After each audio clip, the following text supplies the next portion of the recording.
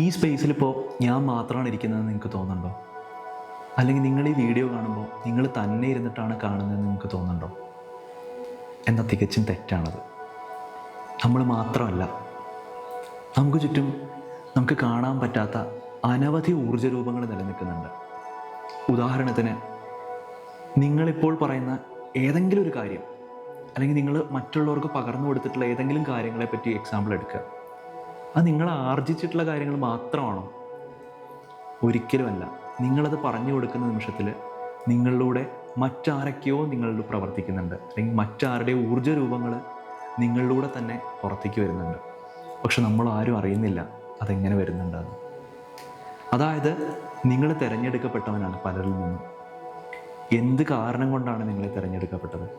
എന്തിനു വേണ്ടിയാണ് തിരഞ്ഞെടുക്കപ്പെട്ടത്? പണ്ടൊരു ചൊല്ലുണ്ട്, ഒരു ചെറിയൊരു കീർത്തനമുണ്ട്. പടി 6 കടന്ന് അവിടെ ചെല്ലുമ്പോൾ ശിവനെ കാണാകും ശിവശംഭോ. പ്രത്യക്ഷത്തിൽ നോക്കുമ്പോൾ ഏതോ പടി, അത്രയേ ഉള്ളൂ. പക്ഷെ എന്താണ് ഈ പടിയെന്ന് വിശദമായിട്ട് ചിന്തിച്ചു കഴിഞ്ഞാൽ 6 ആധാരങ്ങളുള്ള മനുഷ്യൻ്റെ ശരീരം. ആ ശരീരത്തിന് മുകളിലായിട്ട് 7ാമത്തെ ആധാരമായിട്ടുള്ള സഹസ്രാരം. അപ്പോൾ മൂലാധാരം മുതൽ സഹസ്രാരം വരെയുള്ള ചക്രങ്ങളെയാണ് ഇതിൽ പറയുന്നത്.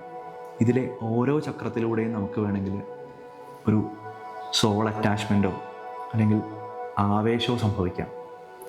ഈ നിമിഷത്തിലാണ് നമ്മളിലൂടെ ആ ചിന്തകൾ പുറത്തു വരുന്നത്, ഒരു ഇൻസൈറ്റ്.